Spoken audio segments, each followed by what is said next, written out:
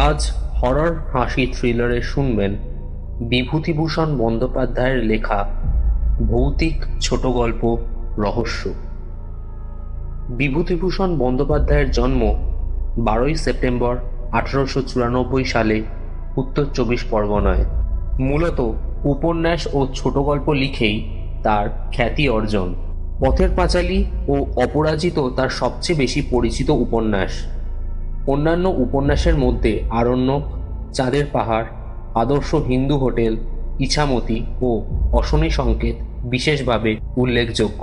উপন্যাসের পাশাপাশি বিভূতিভূষণ প্রায় 20টি গল্পগ্রন্থ, কয়েকটি কিশোর পাঠ্য উপন্যাস ও ভ্রমণ কাহিনী এবং দিনলিপিও রচনা করেন। সত্যজিৎ রায় পরিচালিত পথের পাঁচালী চলচ্চিত্রটি আন্তর্জাতিক খ্যাতিসম্পন্ন। 1950 সালের 1 নভেম্বর বিভূতিভূষণ বন্দ্যোপাধ্যায় মাত্র 56 বছর বয়সে দেহত্যাগ করেন। আজকের গল্পটা আমরা নিয়েছি মহেশ পাবলিকেশন থেকে প্রকাশিত রহস্য রোমাঞ্চের গল্প সংকলন আরও রহস্য রোমাঞ্চের গল্প এই বইটি থেকে। প্রধান চরিত্রে গল্পের কথক অধ্যাপক বন্ধু, গল্প পাঠে ও অন্যান্য চরিত্রে আমি সায়ক, প্রচ্ছদ অলঙ্করণ এবং সাউন্ড ডিজাইনও আমি, সহ পরিচালনায় অনিশা। তাহলে শুরু হচ্ছে বিভূতিভূষণ বন্দ্যোপাধ্যায়ের লেখা রহস্য। আমার বন্ধুর মুখে শোনা এই গল্পটি। বন্ধুটি বর্তমানে কলকাতার কোনো এক কলেজের প্রফেসর। বেশ বুদ্ধিমান, বিশেষ কোনো অনুভূতির ধার ধারেন না। উগ্র বৈষয়িকতা না থাকলেও জীবনকে উপভোগ করার আগ্রহ আছে, সে কৌশলও জানা আছে। সেদিন রাত্রে ঝমঝম করে বৃষ্টি পড়ছিল। নানা রকম গল্প হচ্ছিল গরম চা ও আনুষঙ্গিক খাদ্যের সঙ্গে মজিয়ে। অবশ্যই ভূতের গল্পই হচ্ছিল। আমার বন্ধু একটা গল্প বললেন। আশ্চর্য লাগলো গল্পটা। একজন বিজ্ঞানের অধ্যাপক যখন এই গল্পটা করলেন তখন এর একটা মূল্য আছে ভেবেই এই গল্পটা বলছি। তার নিজের কথাতেই বলি। এবার আমি বিএ পরীক্ষা দিচ্ছি। অনার্স পরীক্ষা হয়ে যাওয়ার পরে দিন 4-5-এর ছুটি পাওয়া গেল। কিসের ছুটি তা আমার এতকাল পরে মনে নেই। ভবতারণ ঘোষাল বলে আমার এক বন্ধু ছিল। ওর বাড়ি ছিল বেলঘড়েতে। ভবতারণ ক্লাসে খুব পান খেত, ক্লাসের বাইরে ঘন ঘন সিগারেট খেত, অশ্লীল কথাবার্তা বলতো, লম্বা লম্বা চালবাজির অন্ত ছিল না তার। আমার সঙ্গে খুব বনতো, কারণ আমি নিজেও ছিলাম চালবাজ। সে কথা ভাবলে এখন হাসি পায়। তারপর যা বলছিলাম, অনার্স পরীক্ষা শেষ হওয়ার দিন ভবতারণ আমাকে ট্রেনে নিয়ে গেল ওদের বাড়িতে। যাওয়ার সময় ট্রেনে গেলুম, কিন্তু ট্রেন থেকে নেমে অনেকটা হাঁটতে হলো। ওদের বাড়িটা প্রায় গঙ্গার ধারের কাছে। কিছুক্ষণ ওর বাড়িতে থেকে হঠাৎ কি একটা বিষয় ঘোর তর্ক বিতর্ক লাগলো আমাদের মধ্যে। এমন চরম উঠলো সে তর্ক যে দুজনের মধ্যে প্রায় হাতাহাতি হবার উপক্রম। হায় রে সেসব দিন, এই রোদ এই মেঘ, তখনকার জীবনে তাই ছিল স্বাভাবিক। যা হোক, আমি ভয়ঙ্কর রেগে ওদের বাড়ি থেকে সেই সন্ধ্যাবেলায় বেরিয়ে পড়লুম। এমন জায়গায় ভদ্রলোকের থাকতে আছে। ব্যারাকপুর ট্রাং রোড বেয়ে হন হন করে হাঁটছি কলকাতা মুখো। দিব্যি ফুটফুটে জ্যোৎস্না রাত, মাঝে মাঝে এক আধখানা মোটর দ্রুত বেগে চলেছে কলকাতার দিকে। সম্পূর্ণ নির্জন রাস্তা। একবার একটা মাতাল কুলি ছাড়া কোনো লোককে দেখতে পাইনি।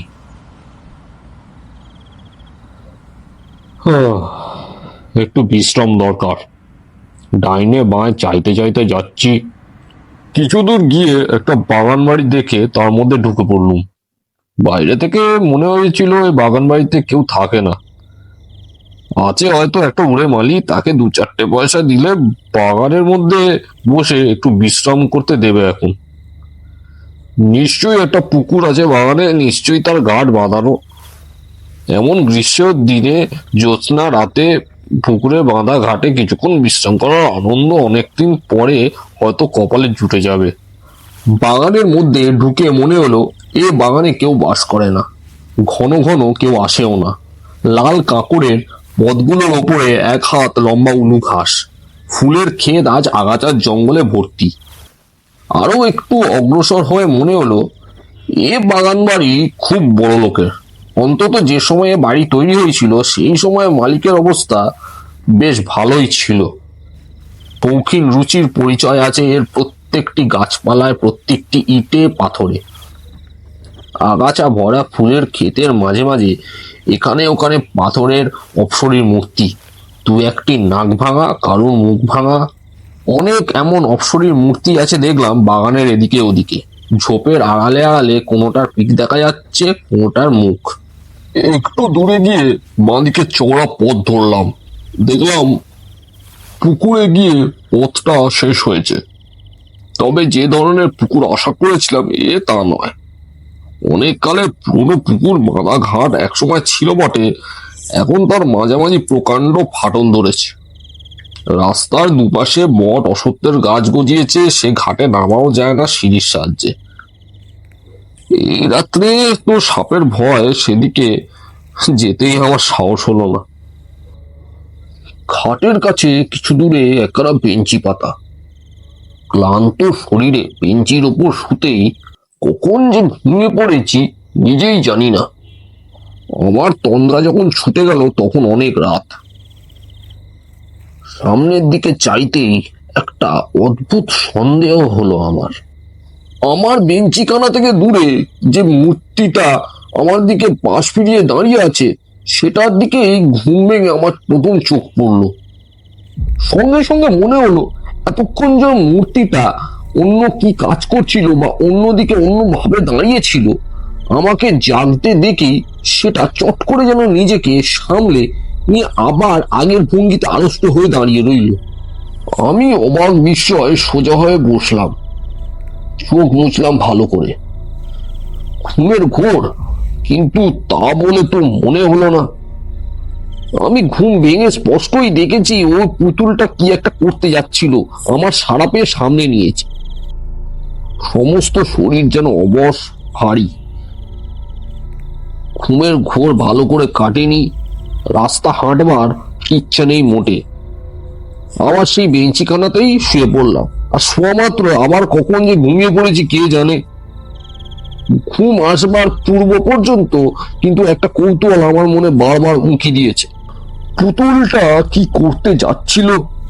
আমার ঘুম ভেঙে উঠতেই দেখে কি একটা করতে করতে ও যেন সামলে গেল।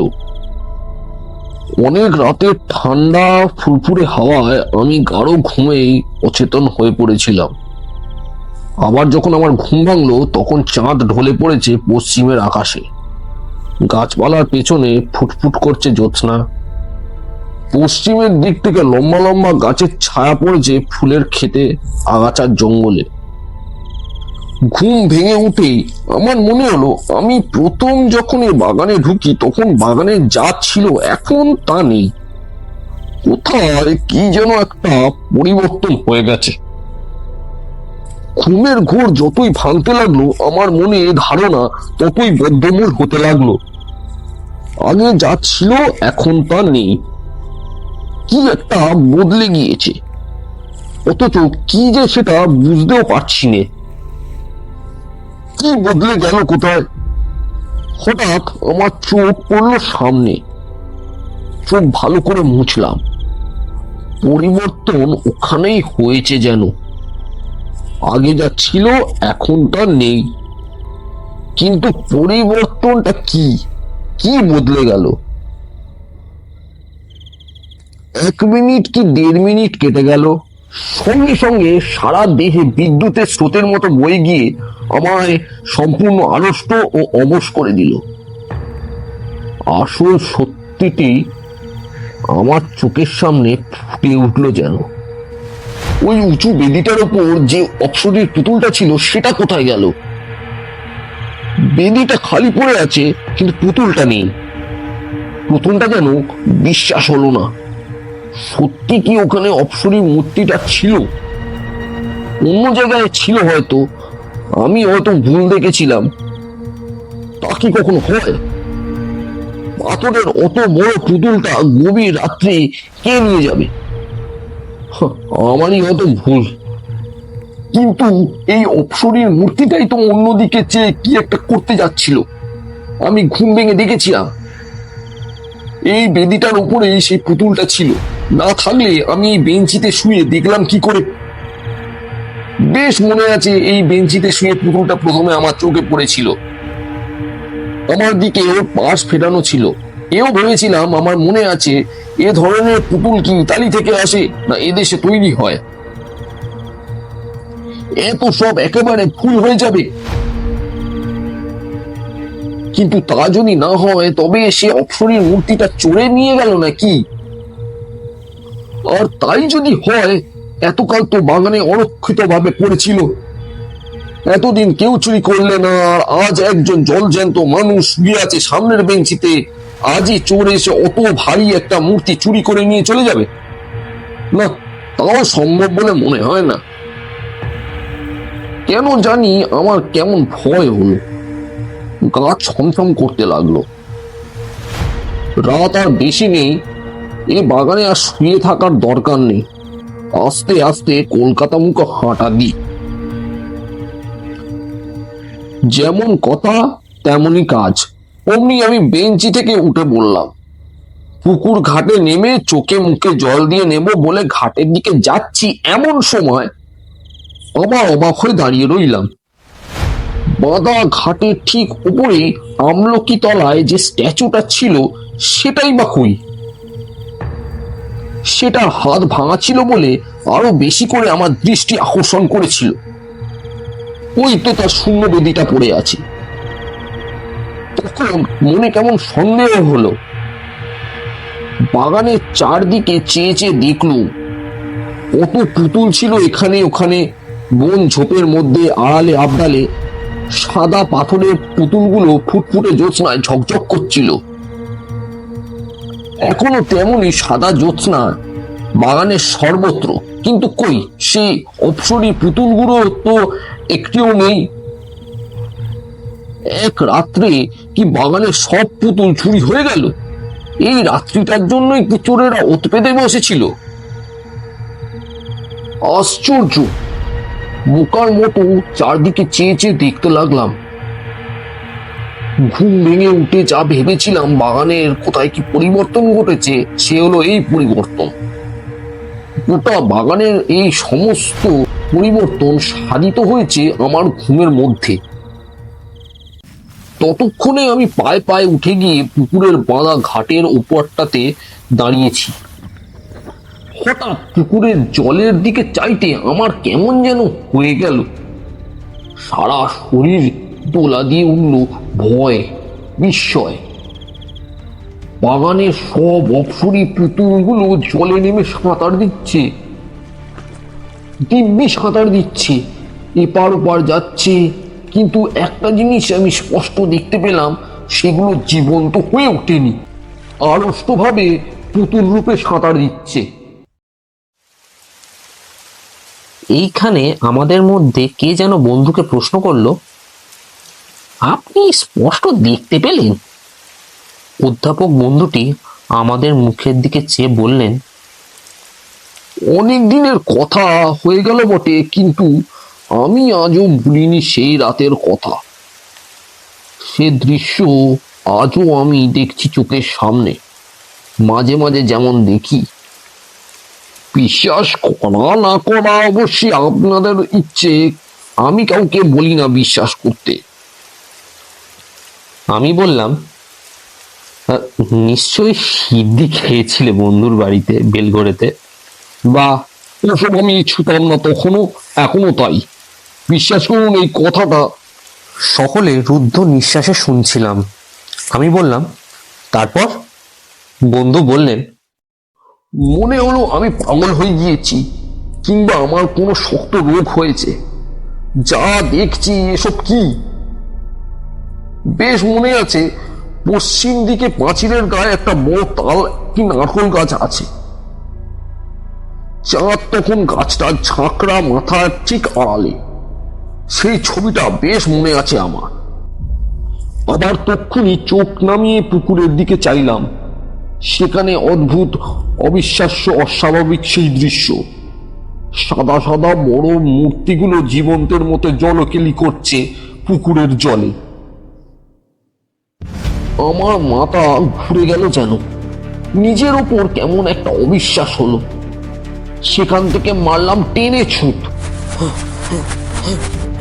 একেবারে সোজা দৌড়ে গিয়ে ফটকের কাছে যখন পৌঁছেছি তখন আমার মনে হলো, অবশ্যই হলপ করে বলতে পারবো না সত্যি কিনা, তবে আমার মনে হলো যেন অনেকগুলো মেয়ে খিলখিল করে একযোগে হেসে উঠলো।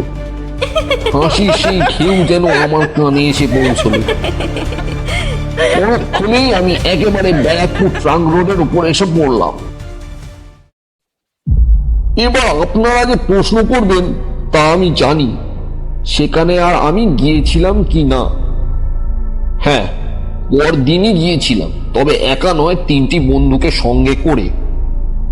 গিয়ে দেখলাম পুরনো ভাঙা বাগান বাড়ি, আগাছার জঙ্গলে ভরা ফুলের ক্ষেত, কতগুলো হাত ভাঙা নাক ভাঙা অপ্সরীর পুতুল এদিক ওদিক বন জঙ্গলের আড়ালে পাথরের বেদির ওপর দাঁড় করানো।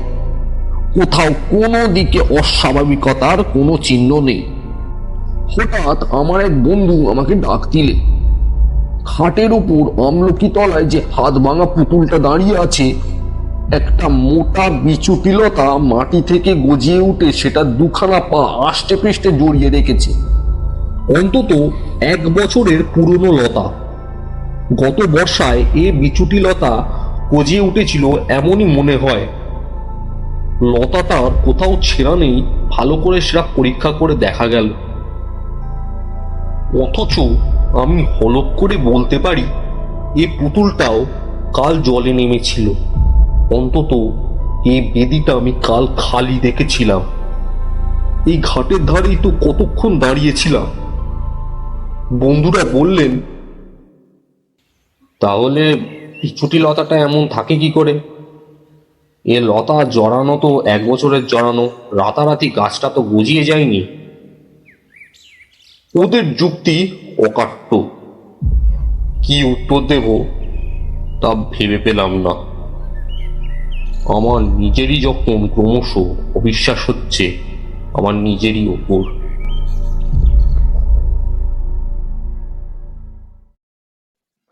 শুনলেন বিভূতিভূষণ বন্দ্যোপাধ্যায়ের লেখা ভৌতিক ছোট গল্প রহস্য। কেমন লাগলো গল্পটা জানাতে ভুলবেন না আমাদের কমেন্ট বক্সে। আর যদি ভালো লেগে থাকে তাহলে একটা ছোট্ট লাইক করে দেবেন। আর প্রতি সপ্তাহের নতুন গল্পের জন্য আমাদের চ্যানেলটাকে সাবস্ক্রাইব করতে মোটেই ভুলবেন না। তাহলে আজ আসি।